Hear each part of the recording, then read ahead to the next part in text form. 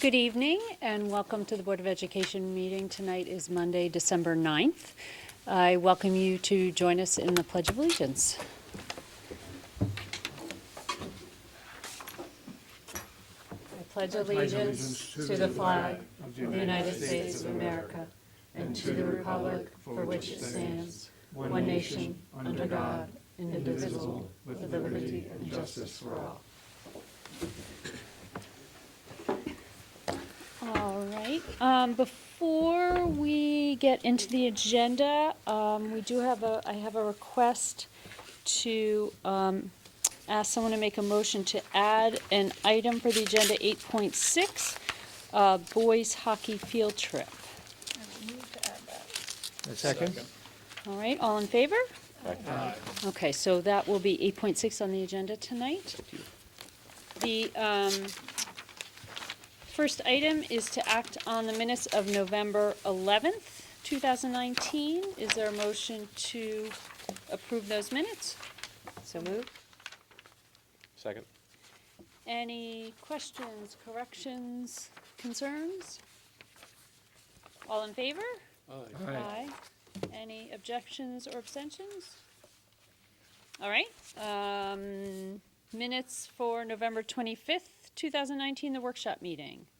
Is there a motion to approve those minutes? So moved. Second. Any questions, corrections? All in favor? Aye. All righty.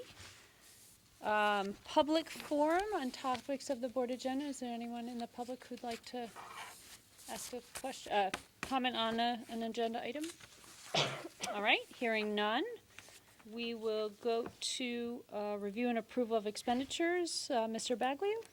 Yes, earlier this evening at the Operations Committee meeting, we reviewed the financial statements and the expenditures for the month. So I'd like to make a motion to approve the expenditures for November for $4,417,631.52. Okay, that's a motion. Is there a second? Second. And again, as Mr. Bagley noted, we went over the expenditures and went through the warrants for the month. All in favor of approving the expenditures for the month of November? Aye. All right.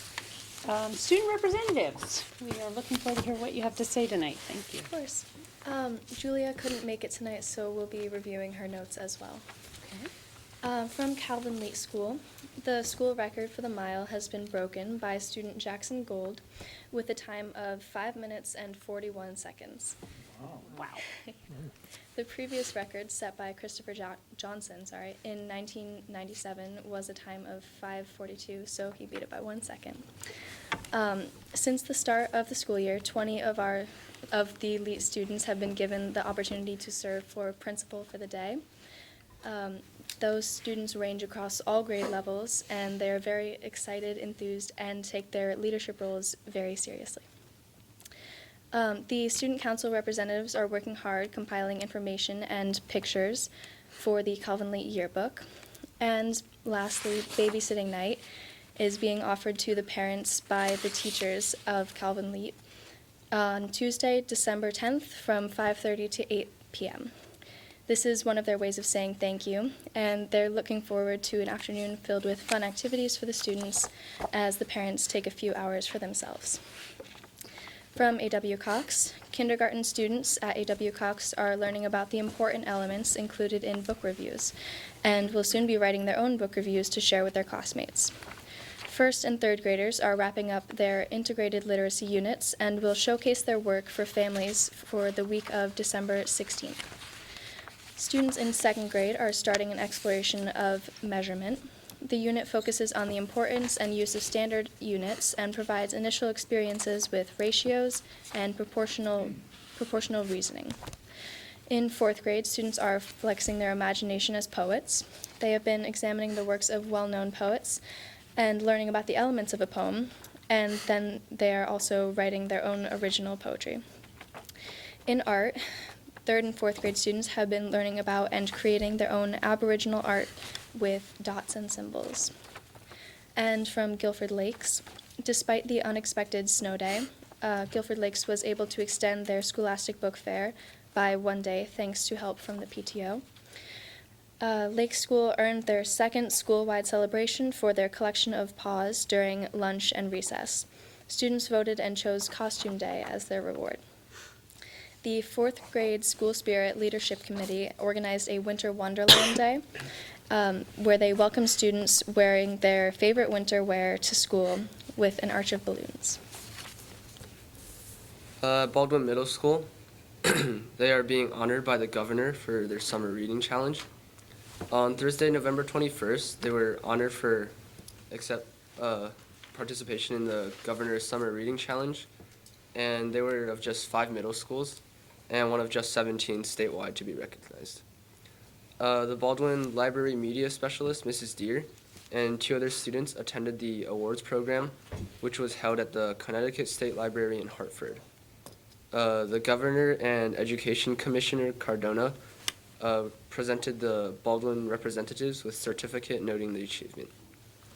Tomorrow evening at Baldwin, they are hosting an escape room event for student families of 6th grade students. The event is called Escape Baldwin. It was designed and organized by Mrs. Suma Barber and Mrs. Ritchie. There will be 4 escape room experiences included, and teams of students will work together to solve multi-step mystery to unlock clues and escape from the room. And this is their second event, and they are really looking forward to it. The Guilford High School Voices will be visiting on Tuesday. Just after student arrival, the Voices will start with their holiday music, and this is Baldwin's favorite. They are looking forward to welcoming Mrs. Allen and all members of Voices. Cocoa Cafe will also be held soon, and the Student Council will be hosting it on Friday, December 20th. This has been a tradition for a long time and is highlighted by performances from band and string members. At Adams Middle School, they had a great Veterans Day assembly with over 40 veterans that showed up, including some World War II veterans. They were served a very nice breakfast that was paid for by student fundraising, and they were celebrated in an assembly led by Guilford native, Navy SEAL Todd Seneff. There was also a Thanksgiving food drive, and collectively, Adams raised 2,000 items for the Guilford Food Bank, which is really impressive. And the band also held their first concert of the year right before Thanksgiving break, with the Armed Services Medley being a student favorite. And next week, the Adams Chorus and Orchestra will be holding their holiday concerts on Monday and Tuesday. The 7th graders went on a trip to Mark Twain House and Museum as part of their LA and social studies work. And 8th grader Juliana Montgomery participated in the IDO World Championships of Tap Dancing in Riesa, Germany, which had over 1,000 participants from 33 different countries. She and her duo partner were crowned world champions, winning gold. Her trio won silver, her small group won bronze, and her large group also won bronze. And lastly, at Melissa Jones, on Veterans Day, they held an assembly honoring veterans. It was attended by 31 veterans and included patriotic songs, student work, and presentations, which was followed by a small group read aloud of questions and answer sessions. Melissa Jones held a food drive during the month of November, collecting 1,118 items to donate to the Guilford Food Pantry, and Miss Lizzie's class contributed the most with 181 items. 1st grade Carson Kurowski and 4th grader Claire Herring had the opportunity to be principal for the day. Some of the things they were able to do included being introduced on the morning news, observing teachers and leaving them a positive note, calling the custodian on the walkie-talkie, supervising recess, and handing out birthday pencils. The PTO also held a winter social where students were able to enjoy cocoa and cookies while doing winter crafts. The book fair was also open for parent and student shopping. Okay, for the high school, the spring musical has been announced. We will be putting on a production of James Lapine and Stephen Sondheim's Into the Woods. The auditions will take place next Monday, Tuesday, and Wednesday, and the show will start rehearsals after winter break. Seniors will be hearing back from our early round schools starting this week. Early action and decision acceptances will generally be announced between the 10th and 20th of December. GHS Voices was invited to sing with Pentatonics at their annual holiday concert, and they successfully opened for them this Sunday at Mohegan Sun. Winter sports will be starting up soon, and we're hoping for a season just as successful as our last fall season. The tree lighting concerts were held on Friday and Saturday night, and those went very well as well. For every single show, all but 4 tickets were sold out, which is very impressive. And tomorrow, the repertory orchestra and the mixed chorus will also be holding their concerts. Thursday is going to be the concert band concert, and chorus will be. Oh, here it is. Okay. The food drive has also recently ended, with us against Brantford and Daniel Hand High School. The winner was Mr. Nasri's IB French class, and students were very competitive, but they didn't lose sight of the goal of helping others. The Cultural Competence Committee has also met a few times. There was a cultural meeting last Monday at the country school, and the committee is planning on working with Mr. Vicenti and the Hand principal for a reciprocal visit where students from either school will spend a day at each other's school. And we are also trying to possibly organize a talk in the middle of a basketball game between the two schools. Again, we're going back to the blue ribbon. We are now flying a blue ribbon and an IB flag. There is a very large 40-inch emblem in Mr. Vicenti's, or in the office, and we were the first school called on stage in the whole nation. We also have some lanyards that we would like to hand out to each of you. Blue ribbon lanyards. Oh, exciting. The green blue ribbon lanyard. Swag night, swag night. Yeah, this is a night, we should have spread this out better. Thank you. That's okay. Yeah, watch the course. Be careful. Yeah, don't Thank trip. you. Thank you. Thank you very much. Thank you. Thank you. This is awesome. Thank you. I know. Here you go. Thank you. You're welcome. We have extras, I guess. Thank you very much. Excellent. Does anyone on the board have questions for either of our student reps tonight, or? Thank you, that was an extensive report. I did have one question. The culture committee, that's a student committee? It's a student and faculty committee? It's a committee comprised of students at the high school. Okay, I think we're planning on Yeah. meeting with a adult group in the town in the future, okay, but we're not quite there yet. We're working towards that. Yeah, because the goal is to bring in not only the school's community, but all of Guilford. okay. But it sounds like you've already done some work with Madison, or We're in the process of in the process? Okay, excellent. Well, it'd be interesting to hear more about that. Terrific. Thank you so much. As usual, you are welcome to stay, but we understand you may have homework and other things you need to get to. So, wonderful. Thank you again. Thank you. Thank you very Thank you. much, guys. All right, we are up to the superintendent's report. Thank you. So in your packet, you have a tentative timeline for the principal search here at Guilford High School. I can tell you that this is a very tentative timeline. There are pieces of it that may be moving already. What I did want to highlight at this time, however, is just the very opening lines. Currently, we have posted and advertised our search. We have advertised in the New Haven Register, the Hartford Courant, EdWeek, which is a national publication and one of the most read educational publications by K through 12 educators around the country.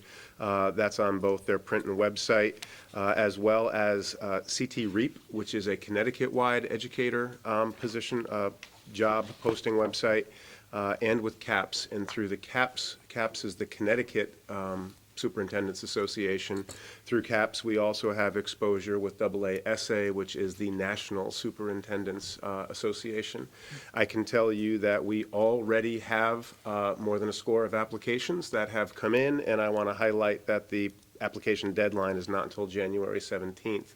I have also fielded multiple phone calls and requests to have a cup of coffee. I can tell you that there is significant interest in our position across the state, and one of the phone calls I've already responded to came from Florida. So we do have exposure. There's significant interest, and when we come back from the winter break, we will really begin digging into that The principal search. National Association of Secondary School Principals have a national vehicle for this? They do, and I believe that we may be linked to it through the AASA, but I can certainly take a look and be sure.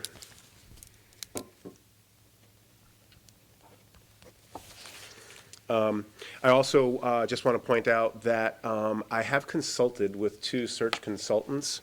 I did look into the opportunity of considered bringing in an outside consultant, but walked through the process as we have it designed and heard from both of them that they wouldn't bring much of particularly new to the search. I do want to highlight the focus group sessions. And so I do want to note that on February 19th and on February 20th, and there's time that we will be sure to advertise these appropriately, but on February 19th, I intend to be meeting with all of the faculty and staff here at the high school, and on February 20th, we will be advertising an opportunity for community parents to come in, and we'll be hosting focus groups. We'll be talking about what those 2 constituent groups are looking for in their next high school principal. And so there is an opportunity for the community to shape the profile, to shape the job description before we begin meeting candidates and moving forward in that process. We've done that for all of the other principal openings, and it has worked very well for us to date. So that's not limited to high school parents? It's absolutely not limited to high school parents. Every parent in Guilford will be sending their child to the high school at some point. Right. So while it will target high school students, high school families primarily, every parent of a child in this community is welcome to attend those meetings. And both of those are open? The staff one is open? No, the staff one is actually a faculty meeting here at the high school, but we will be inviting the extended high school staff to be part of that as well, and then that parent community one will be open to all. And in fact, we'll have to decide if we try to host that in this space or if we think that the auditorium, the theater would be a more appropriate space for that. I do expect that there'll be some interest in that meeting. So again, just wanted to bring that to your attention. We're in the very early stages. This is a tentative timeline, but we'll be working on this and keeping you apprised as we move through this process. I also wanted to note, as we move through the budget build, at this point, Mr. Bowden and Mrs. Trudeau and I and Dr. Crystal and I have met with all of the principals, and we have met with all of the department leads. So we've met with Mr. Gurnham, we've met with Mr. Mitchell, we've met with all of the principals, we've gone through all of their site-based building requests. We have begun looking at staffing for next year as part of those meetings, as well as looking at all of the supplies, materials, and equipment requests that come from each of those locations. As we wrap up the rest of this month, we will be looking at the bigger pieces, such as salary. We'll be looking at the employee benefits packages and the costs associated with those. Insurances, we'll be building all of those pieces, and we will have that administrative draft proposal ready to present to you at your next meeting when you all return in January. And then a couple meetings with you. We have a couple public meetings, and we'll work on finalizing that from an administrative draft into your approved board budget. Additionally, we'll be looking at the capital needs, and earlier in the operations meeting, we shared what we are projecting for some of the facilities capital needs. That would be an ancillary request along with the operational budget. So that proceeds apace. Any questions of that? No? All righty. The last thing that I wanted to note, and it was interesting that one of our students noted it, last week on December 2nd, I was really excited to participate in an author's talk that was hosted collaboratively between and among the Guilford Public Schools, the Madison Public Schools, and the Madison Country School. So all three of those school communities came together. We actually met in the gymnasium at the Country School, and we hosted author Margaret Hagerman. I don't know if you recall, but on Tuesday last week, we had canceled all after-school activities after 6 p.m. This event was scheduled to begin at 6:30, and we still had over 120 participants who came out, including a really impressive number of Guilford High School students who came to the talk.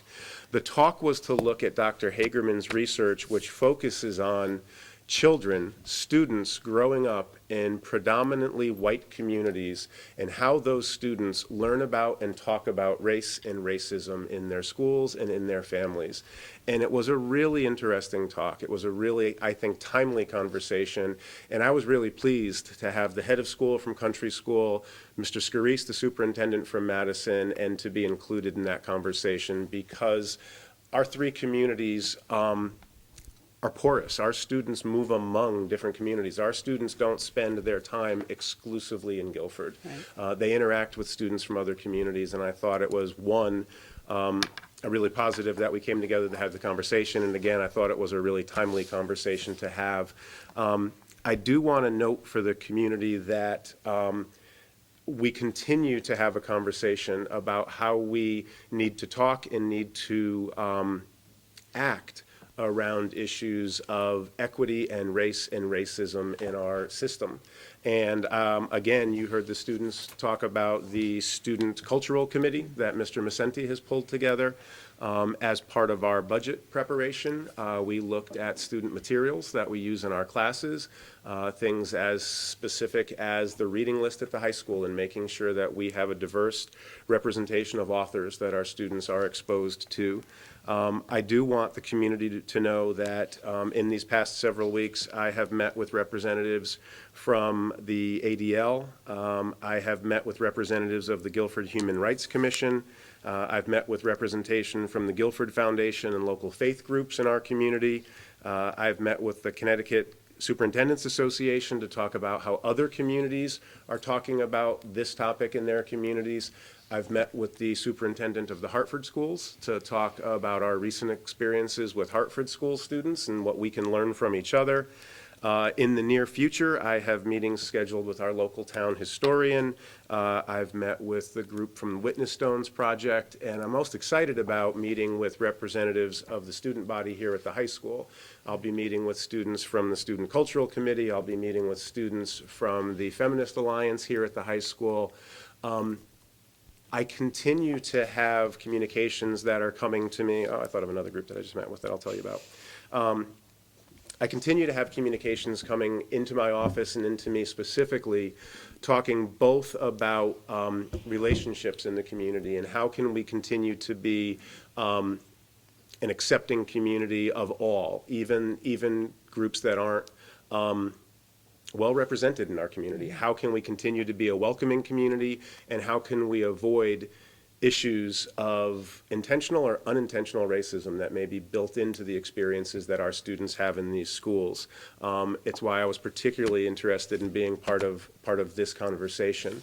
I also have communications that are continuing to come into me about our mascot here at the high school. And as I meet with all of the groups that I've just named, as we talk about the overall climate in our schools and in our community, I'm very often having conversations about our school mascot here at the high school as well.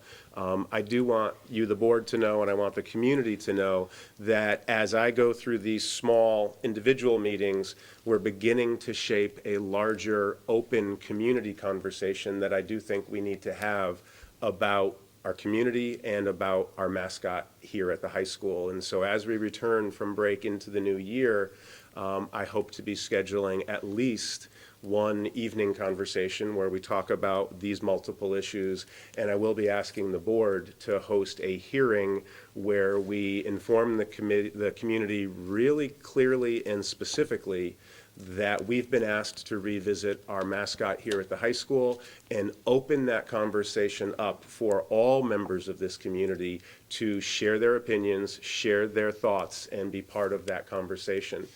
I do want to note the mascot, the mascot that's being discussed is the Guilford High School Indian.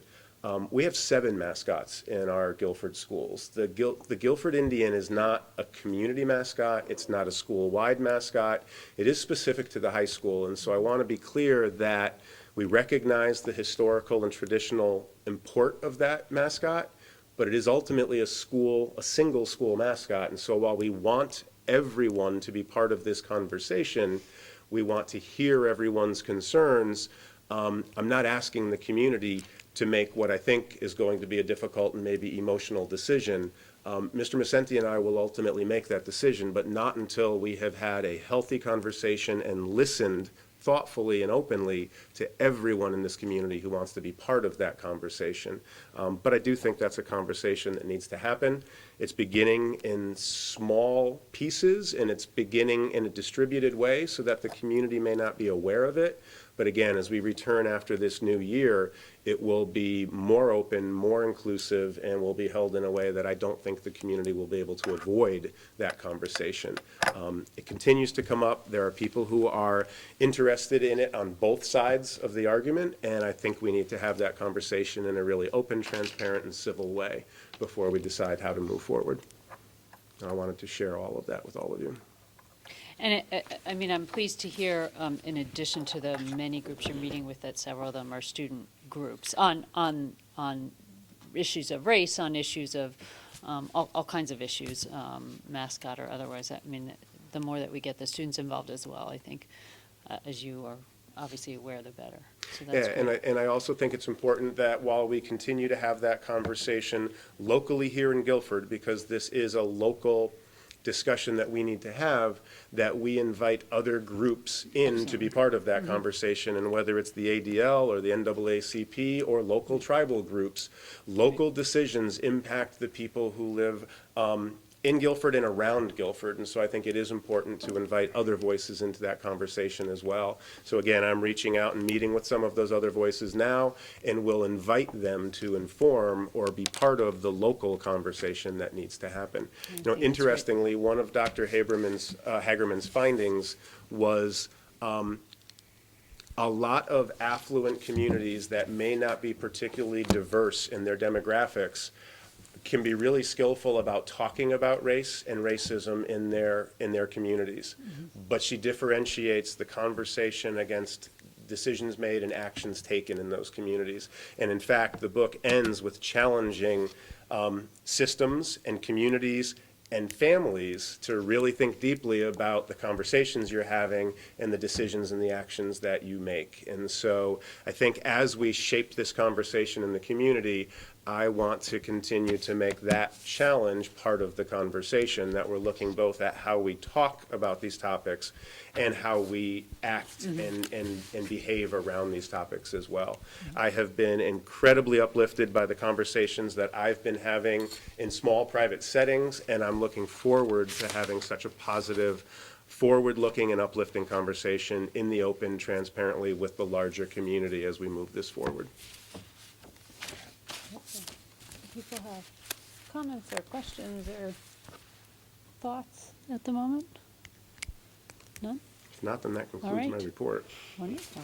Thank you. Well, I mean, I think all these conversations are really important, and you know, what you just said, kind of bringing together the way we talk about things and then kind of what our actions say, I think is going to be an important process for all of us to think about, so. All right, wonderful. So we are now at section 8 of the board agenda. So the first item under that is to act on the 2020-2021 school calendar. Yes. I think you're going to note that we actually received 2 drafts. Yes, in response to our conversation last time, when last we met, I gave you one drafted calendar, and it was noted that not that school starts early next year, but that Labor Day falls late next year. And so in response to that conversation, which I also shared that we had at the administrative, leadership team level as well, I have provided you with draft 1, which you saw at your last meeting, which has school beginning, as it has traditionally, at least over the last 7 or 8 years, on the last Thursday in August. That would be August 27th. And then we gave you an alternate, a draft 2 calendar that shows school beginning a week later on September 3rd rather than August 27th. And what that provides is what has become traditional, with 2 days of student school days that then gets followed by a long weekend that encompasses Labor Day. And so you've got 2 different looks. The real import there falls in June. right? So both calendars maintain the same April vacations. They both maintain the same winter recess, the same extended February weekend, as well as the same professional development days and early release days. The only difference would be school letting out on June 9th, barring any snow days in draft 1, and school letting out on June 16th, barring any snow days. I brought this suggested revision to the leadership team. We talked about it for quite a bit and ended up landing on the fact that it's not a great deal of difference. The biggest arguments in support of draft 1 essentially come from Mr. Gurnham and any principals who will be having work done in their schools this summer, because getting out a week early allows those projects to begin a week sooner. Oftentimes, and the best example in recent history was the significant window and door project at Adams, and we opened with plywood in most of the windows. And so principals would like to have that work begin sooner rather than later. That's interesting. There you go. Thank you. We need to be more animated. Move around a little more. And then, and just my worry over snow days. Right. The flip side to that is, again, a school year that provides a week more of summer on this end rather than next year. And in fact, Mr. Scanziano leans a little bit in favor of draft 2, because for the extended summer school programming that we do for a number of our students, he prefers calendar number 2. It gives him a little bit more time this summer. It gives the students more of a break after those extended school year activities. This becomes one of those things where I'm happy to say that the calendar is a community decision and you represent the community, and we think either one of these represent workable calendars for next year. We can move forward with either one. I would just push for an adoption tonight so we can begin sharing it with our community. What do people think? What are the I just had a question. The graduation date and graduation ceremony is the same day. Is that correct on both calendars? Yes, so traditionally, we have always held graduation on the last day of school. Okay. And so, right, again, barring snow days, we'd be looking to have graduation on Wednesday, the 9th, or the 16th, based on these calendars. We're now able to set that date, correct? Correct. With statutory change, we have always held off setting, well, the old statute required that a Board of Ed not set graduation date until April 1st. Once that date is set, even if there are additional school closings or lost days, you can still graduate your seniors, even if they have fewer than 180 days of school.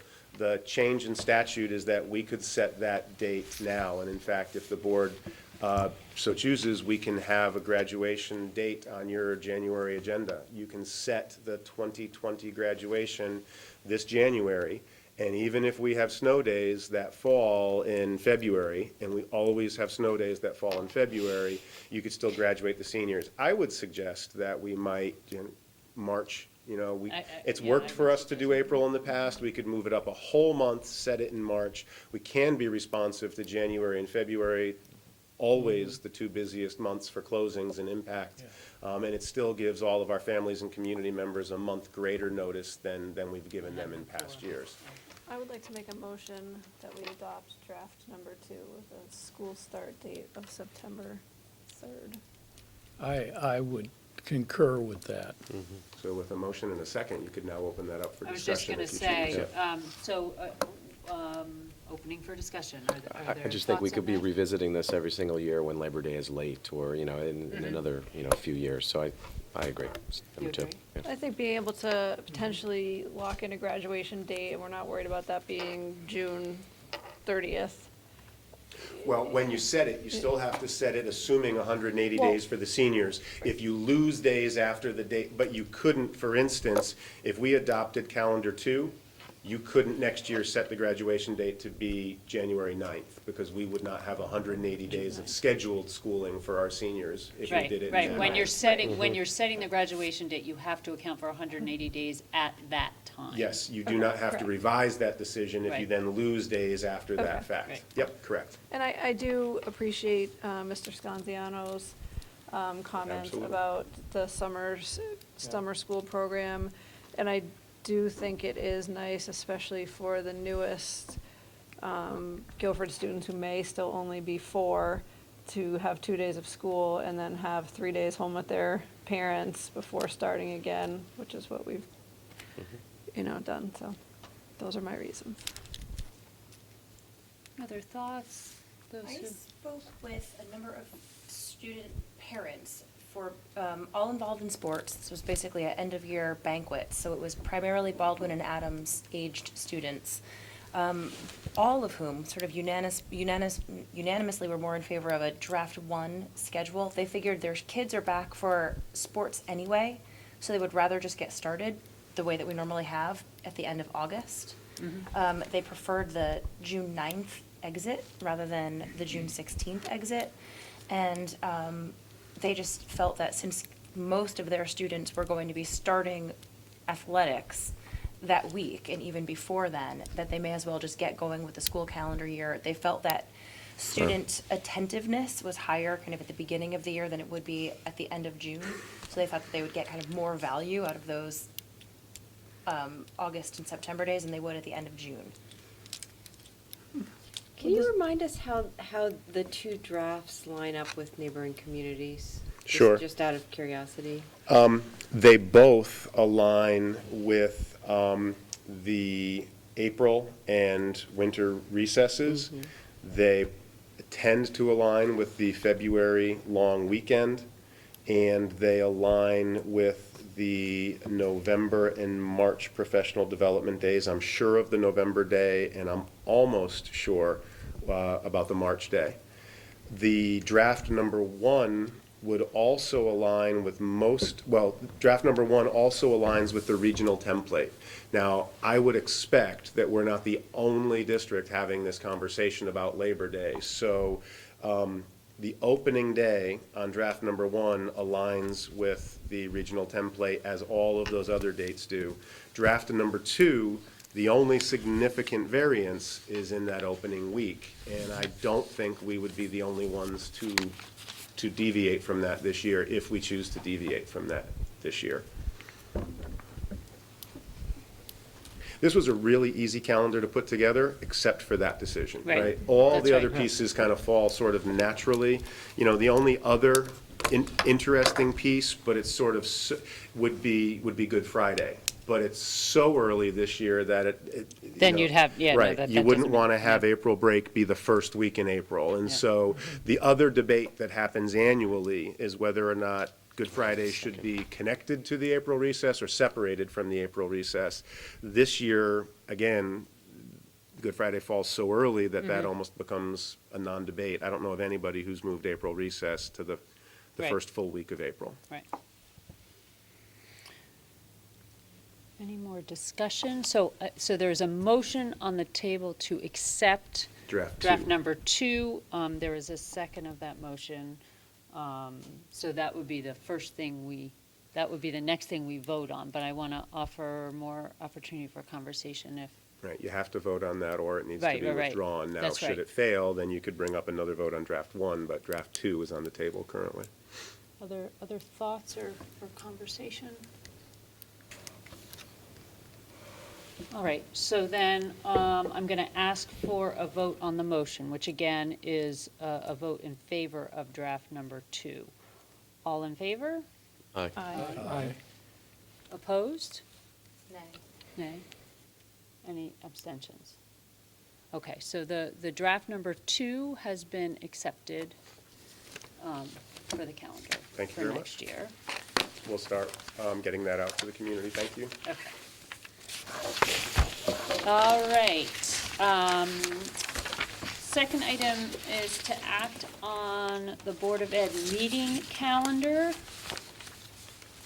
This lays out, again, the regular meetings and workshop meetings. It's 8.2 in your packet.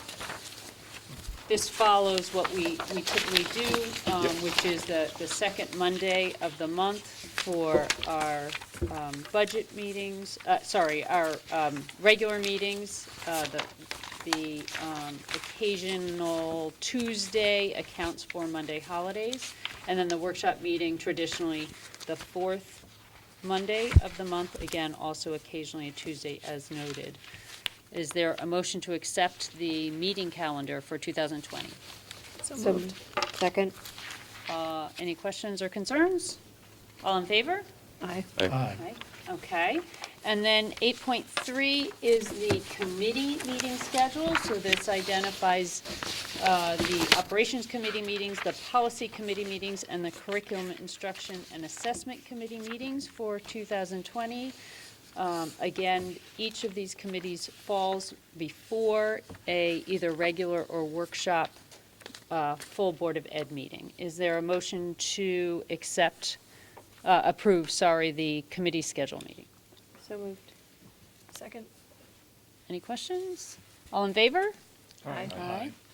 All right. Thank you for all those, and I should have noted before, but I'll just remind the board now, all of these calendars are subject to change. Obviously, the school calendar will Right. change, usually because of weather-related events, and the board calendars can change at any time as long as we appropriately notice any public meetings that are going to be scheduled. So this becomes a planning document. It isn't a document that in any way should limit the board. Right. I mean, we certainly occasionally have had also extra meetings on top Right. of these. I know, for instance, a policy committee sometimes has to schedule in the summer if a lot has happened in the legislative session that we need to respond to. All right. 8.4, receive recommendations from the policy committee meeting. Moira Rader, who's our chair, is unable to be here tonight. Is someone from the policy committee that can walk us through these receive items? Dr. Ballestraci, I'd be happy to, Do you since want I to do it? initiated these. Oh, Yeah, okay. if that's okay with you. Sure, no, thank you. So, I can probably speak to all 4 items that you see in front of you. One is a policy and regulation related to dress and grooming, and one is a policy and regulation related to suspension, expulsion, exclusion, or removal from schools. In all 4 of these cases, at the last policy committee meeting, Mr. Bowden and I brought forward language revisions that I think simply clarify the expectations of both of those documents. In both of those documents, sort of as a broad overview, first in the dress and grooming expectations, we more clearly articulate the fact that the expression of hate language or racially charged symbolism in the way that a student dresses or presents themselves in school is not acceptable in our schools. And so we specifically name imagery like blackface, like the swastika, or like the Confederate flag when used to inflame others or disrupt the school community.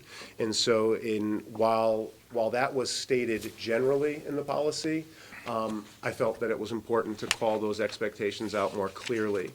In the suspension, expulsion, exclusion, and removal policy, those same expectations are called out, and this time it is made clear that such expressions can result in school sanction, discipline, or even removal. And again, the imagery of blackface, the swastika, the Confederate flag, et cetera, are specifically called out when those images are used to inflame or offend others. And so, again, we had some conversation about those policies in the recent weeks, and we thought it was important to make those expectations clear. I don't believe that those are changes in expectations. We have held those expectations for students. We just make those expectations more overt. And again, all of that documentation is in today's packet as a receive only. We will Right. not be asking for any action on that until your January meeting. So what that means is that any board member who, as you look through these, has questions, concerns, thoughts, should feel free to reach out to Moira Rader, who is, again, the chair of the policy committee, or Dr. Freeman, and then these will be items we act on next month. And important to call out for the community that any community members who are interested in Right. those changes should feel not just welcome, but should feel that it's important to be present at that January meeting to, during the public comment section, share any of those opinions with the board before you're asked to then take action on these proposed changes. And again, you have the specific language changes in your packet, and they're done in a red line version, so you can see the existing compared to the proposed language. Terrific. All right, thank you. Next item, 8.5, discuss the process for appointing a board member to fill a remaining term. Mrs. Sullivan, could you? I can. Walk us through So that. the Republican portion of the Board of Education will have a vacancy as of next Tuesday. So we have to follow a process by which we get to appoint a new member that will serve out the rest of the resigning board member's term. Option would be obviously to run for election at the end of that term if that person wishes.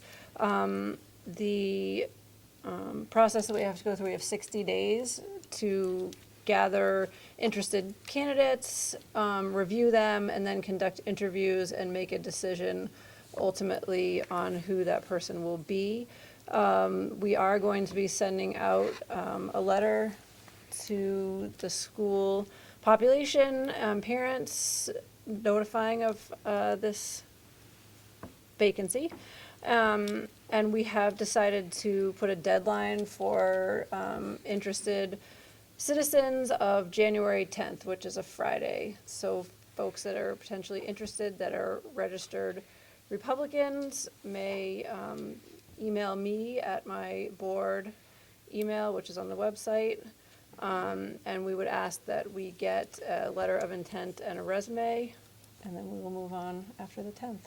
Important to note that while we'll be distributing the information about this to our mailing list, that the vacancy is open to any Guilford resident who I believe was not a registered Democrat in the That's right. last Correct. national or So an statewide independent election. could be, correct. And Right. so, right, so while we will be pushing that out because we have access to those community members, any interested community member, and we've had other board members who are not parents of school-aged children, so I just wanted to make that. Correct. Yep, Yep. thank you. Absolutely. We will, yes, so we will be taking other opportunities in the media to get that get information Yeah, I out as believe, well. Right. I've already sent an email to Lori to reach out to the Courier now that we have a bit Terrific. more time, so. Terrific. And this is a process that we followed when Christine Cohen, who was on our board, ran and won a seat for state senate. We, as a board, accepted letters of interest and resumes. As a board, went through those, and as a board, interviewed prospective candidates. Process worked well last time. And that's right, and that was how Dr. Hirsch joined our board. So this is a process, it was a successful process. It was one that allowed all Board of Ed members to participate, so it's one that we would like to follow again. Exactly. We expect it to be 100% collaborative. We're 9 members, we all work together, and we should all be part of that decision. All right. The additional item we added, 8.6, Dr. Freeman, do you want to lead us through this item? Yes, I want to first thank you for putting this on your agenda at this late time, but I want to bring forward a field trip request. This request is coming from Mr. Russo here at the high school, who happens to be a social studies teacher, but also our varsity boys hockey coach here at the high school. It has been approved by both Mr. Jarvis and Mr. Macenti. Mr. Russo has the opportunity to take our boys hockey team to the University of Southern Maine on December 27th and 28th of this month, this year, for the 7th annual Holiday Classic Tournament. They will be participating in 2 varsity hockey games during that time and taking a tour of the University of Southern Maine campus. So he is making this an opportunity for a college visit for our traveling team as well as this experience. All costs associated with this trip are being paid for by the Guilford Boys Ice Hockey Booster Club. So our families, our athletes have no expense associated with this trip. My understanding is that we participated in a similar trip 2 years ago, and last year the traveling teams, I believe, came down and met us here. And so it is a good opportunity for our boys. There's no cost associated for our families. I don't believe that they miss any school as a result. And Mr. Jarvis has assured me that any players unable to attend the event because of family or vacation obligations with their family suffer no penalty with the coach or in their standing on the team. I do want to note, and I apologize, because of the late addition for this, I believe that this trip would qualify as only requiring my approval and notification to you. Right. But I did not have time to check that before asking to have it added to your agenda this evening. So I would ask that you actively approve this trip tonight. While that Okay. may be unnecessary, and I don't want to set a new precedent, I won't ask you if it's unnecessary in the future, but I don't want to fail to ask for that approval Right. and then realize tomorrow in my research that it was required. Okay, So while that's this may fine. be an unnecessary vote, I'd like to ask for your approval. Okay, so, is someone make a motion to approve this trip? So moved. So moved. Second. All right, any discussion? All in favor? Aye. All right, Thank you very much. so all set. Terrific. Okay, reports of committees, policy committee. Again, Moira isn't here. The policy committee just met. 2 And we weeks sort ago. of covered it, yeah. Yeah, and I think we covered it with what was brought forward. How about the operations committee? Well, we met earlier this evening. We reviewed the financials, which seem to be very much on budget. The medical expenses, which were a little higher than some of the previous months, but not substantially higher. And then spent a fair amount of time on the facilities report. We reviewed the work that has been completed and the work that is going to be done in the coming summer. We also talked about the status of the energy savings program and the status of our 2 turf fields. And so there's a lot going on, but I think overall the tone of things is positive. Terrific. The curriculum instruction and assessment committee. The curriculum committee, or the new curriculum committee will meet in January, end of January. All right. Any town committee liaisons have anything to report? All right. Liaison to Learn Board of Directors, I think they actually meet this week. And Mrs. Peck is going to be our new representative, which is terrific. That's And we'll- great. And we'll be starting to attend in January. Where are Excellent. those meetings? At Learn, which is at 44 Hatchet Hill Road in Old Lyme. Or Hatchett's Road, if not Good Hatchet memory. Hill Road. Is it right? That's Well, really he's- impressive. he's been That's going. right. Spent a lot of time Yeah. there. So actually, I've connected Kristen to Donna Wurst, who is our contact with Learn, so that we will get that relationship started. But I have to say, I really appreciate it. Guilford our participation has been continuous with Learn, but because it is a meeting that falls on a Thursday morning, it's been hard for any of us to be a regular participant. So, yeah, so the fact that Mrs. Peck can do that on a regular basis is really terrific.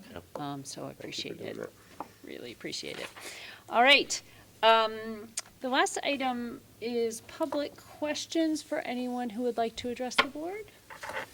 Okay, hearing none, I will entertain a Actually, motion. Before you could, if I just want to take a minute to thank Mr. Baglio for his service on the board. I really appreciate what you've done. I know we talked about filling your seat, but I think we should just take a moment, and I want to thank you personally for the work that you have done on the board. I have enjoyed working with you very much in this format. It's been an honor and a privilege to serve this community. Thank you. Thank you. Yeah, so Mr. Baglio will be with us for another week to Yes. finish out his service in December. He's really thoughtfully prepared us for resigning from the board and really given us a wonderful couple of years of service. So thank you so very much. Thank you. Thank you. All right, I will entertain a motion to adjourn. So moved. Second. All in favor? Aye. All Aye. right, thank you, good night, happy holidays to all who celebrate. I have to change that here, the loss used to stretch these things yeah. out unnecessarily. I,